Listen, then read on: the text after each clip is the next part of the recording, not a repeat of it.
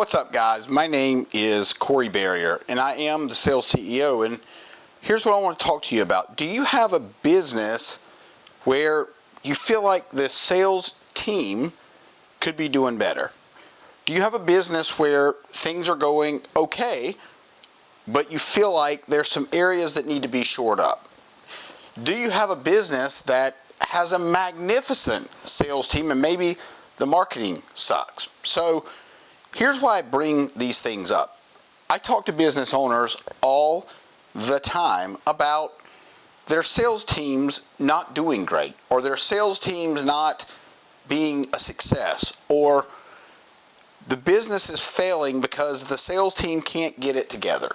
Now, I'd have you think for a moment, do you think it's all the salespeople's fault? Because, and maybe I'm a little biased because I love sales and I love salespeople, but here's what I have you think about for a second. Are you training your salespeople? Are you enabling them to be successful? Do you have the tools, the systems, the processes in place to make sure they're going to be successful? If not, then I'd have you think for a moment, it could be your fault.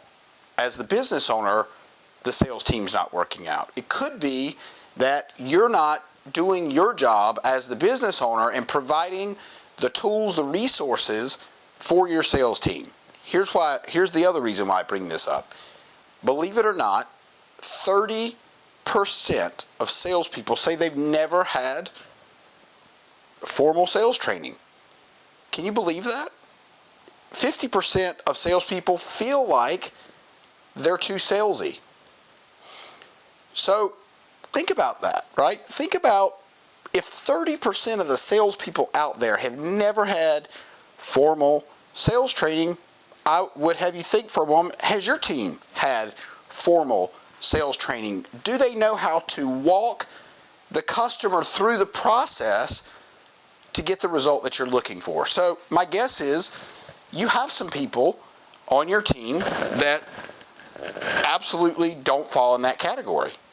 And I'd have you think for a second, maybe you need to fix that. And here's the solution. The solution is you don't have to do anything. You can stay right where you're at. In fact, why don't you ask yourself, why don't you stay right where you are? My guess is because the pain is greater than the reward, right? In other words, your success rate could be significantly higher. Now attach that to whatever you'd like. Maybe it's you want to send your kids to Harvard and it costs $100,000 a year. Or maybe it's that you want to buy a boat. Or maybe it's that you just want to make sure you have enough money to pay payroll. Either of those three reasons are reasons enough to want to do better. Maybe you're just not putting enough money away. Maybe it's that you know all of your other processes and stuff and systems are dialed in except for the main one that's driving revenue for your business. Now, I don't know about you, but it doesn't really make sense to crap all over the people that are bringing in the money. Now, don't get me wrong. I'm sure your product or service is great. I'm sure your marketing is great. I'm sure that you have your accounting dialed in. I'm sure you've got your tax situation dialed in. But none of those things matter if the salespeople are not bringing in the business. None of it matters. And so if you don't, and this is an interesting conversation because a lot of times I hear people say, sales hates marketing, marketing hates sales. Well, here's why that's the case. Because without marketing, typically the salespeople don't have customers to go visit, right? Let's just take it on a really basic level. If you don't drive traffic to your business, your salespeople have nobody to sell to. If salespeople have nobody to sell to, you can't pay for marketing. So I would say that it's both their jobs to be a success in the business. And so here's the deal. If those two areas in your business are butting heads, you have got to fix that incongruency, because if not, they're going to keep butting heads. What happens when you go to work and you butt heads with somebody else? one of the two of you or both have a crappy day. Now, I want you to think about company culture, morale, right? Think about that. If your salespeople are going out every single day and they're pushing or selling your product or service, and they're getting kicked in the teeth every single day, day in and day out, all they have to look forward to is waking up tomorrow and getting their teeth kicked in again. How long are they going to stay with you? How long are they going to keep investing their time, effort, and sales knowledge into your industry? If you're not producing for the sales team, they're going to go somewhere where they can produce money, right? And if you're not giving them the systems, the tools, the processes to do that, then you can't blame anybody but yourself. And so I just want you to think about that for a moment. If you're a business owner, and I'm sure you are if you're watching this, really think about that. Now, maybe you might be thinking, well, I got a sales manager. Like, my sales team's great. I'll let him handle everything. Well, is that guy doing your company? Is he doing a good job for your company? Is he doing your company a disservice? Because you may not know, because you think, because it's this particular person, they can do no wrong. And that's a really dangerous place to be. And so you can't, well, you can depend on your internal team to give you feedback as to what's going on. But guess what, dude or lady? You're the boss. You're the owner. You're always going to get the highlight reels, the Instagram story, right? You're not going to get the down and dirty, this person cussed me out today or whatever, right? You fill in the blank. It's a number of things. You're going to get, oh yeah, they just weren't interested today. Or they said to call back next week. They weren't really ready for the call. Yeah, boss, they said the price is too high. Is there anything we can do about that?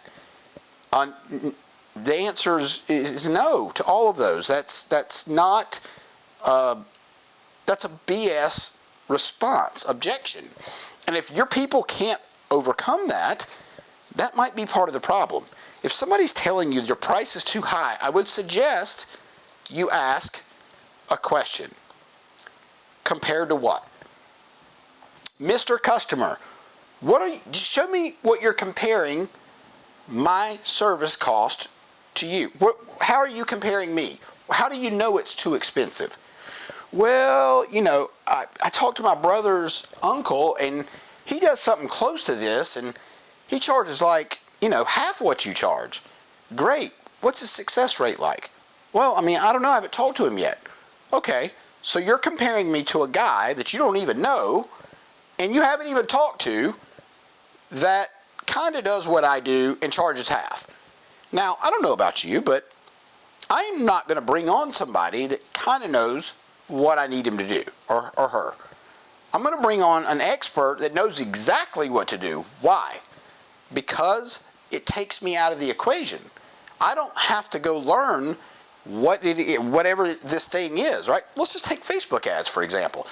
I'm not, by any stretch, a Facebook ads anything. In fact, I don't know the first thing about Facebook ads other than the cost per lead for different industries, because one of my companies does that. We provide appointments for other companies. That's beside the point. That's nothing about this video. But I guess what I'm trying to tell you is if I kind of know Facebook ads, that means I might think that boosting Facebook ads is the way I need to go. And I'll tell you, I was just in a meeting last week with a whole group of really, really smart people. And I asked the question, what do you do for marketing? Oh, we do Facebook ads. Great. What kind of Facebook ads? Oh, we boost posts almost every day. That's great, but that's not working. Or better yet, actually what I said was, how's that working for you? Well, we don't really know, because we just boost it and Facebook does its thing. You'd be better off throwing your money out in the parking lot, because you don't know how to track that. You don't know what the result is from your work. You don't understand why you're losing money. And here's the thing. With your sales team, you also don't know the reasons, because you're the business owner. People shield you from the really, really bad news until it absolutely has to come out. And I'm sure this is not you, and I'm sure this is not your sales team, but I can tell you from my experience, and I've had a lot, both internationally and domestically, with different sales teams, nobody tells the boss exactly what's going on. And I shouldn't say nobody, very rarely. Why? Now, why do you think, and I'll let you think about that for a second. Okay, your second's up. So here's why salespeople don't relay the exact problem that's going on. Because, or they relay it to the sales manager, and the sales manager decides this is not going to work. The sales manager decides that I'm not going to tell the boss because it reflects bad on me. So I just want you to think about that for a minute. Next time you're thinking of your sales team and why they're underperforming, go back through this video, do a little checklist, and we'll talk to you soon. We'll see you on the other side.